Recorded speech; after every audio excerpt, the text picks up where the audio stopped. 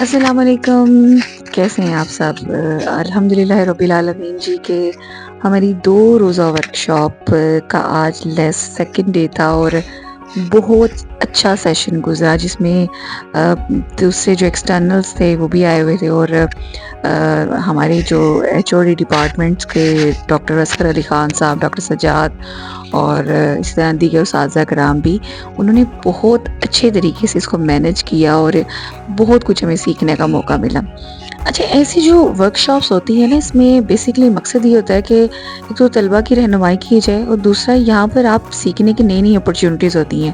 تو کچھ لوگ اس لیے مس کر دیتے ہیں کہ کیا کرنا ہے، جا کے ویسے ہی بیٹھیں گے اور فضول میں ایک ٹائم ویسٹنگ ہے، لیکن ٹائم ویسٹنگ نہیں ہوتی۔ یہی سورسز ہوتے ہیں، یہی